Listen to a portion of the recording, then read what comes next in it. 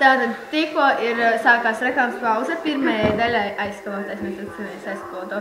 Un tātad, kas tur notika? Tarpiņi! Sākās ar to, ka Ronijs tika atstāts viens pats mājās. Jā, un tad viņš tur rādījās, skatījās filmu, spēlēja golfu ar ziedņiem. Viņš veida lelu uz pirmizrādi un nolauz viņai roku. Nolauz galvu golfu ķipa saviem lelītēm.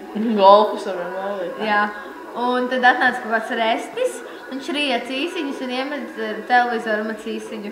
Un viņam bija tāda kāja nāk tā kā Valta Bērziņa, kad kājām un rokām. Jā. Nu jā, un tad, kad šanās tā, ka tas Ronijs saka, viņš mēģināja to resni, pierunāt iet ķipa uz žakūzī, bet uz podu. Un viņš domāja, ka tas resnis nezinu, kas ir klozeta pods. Jā, un tad tas resnis viņu iemet un nolaida pazemē, un tad viņš tur slidinājās pa trubām un tā, bet forši. Un tad viņš piezemējās Londonā.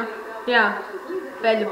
Un tur bija kaut kāds trakais ar kaut kādām, tas bija aprens galvā viņiem? Nē, viņam bija kaut kāds Tipa peldēšanas cepurīti.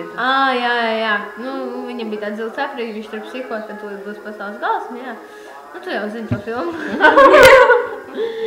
Un tad viņš nonāca uz rītas kuģa. Jā. Un uztaisīja baigos sūdziņa. Jā, baigos rīt gribēja paslēpties, bet viņš idiots nospēja tauri. Tāds loks.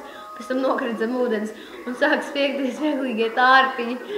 Nē, tie bija gliemeši. Gliemeši Un tārpiņi. tagad Jākubs Kronov reklāma. Jā, tagad ir viesa reklāma, jā. Skatāmies Avatārs. Jā, Vai tas negribēju? vienkārši kā sakars. Jā, paši filmu. Jā.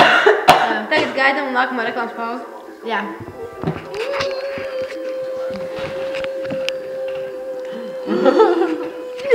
Labi, davai.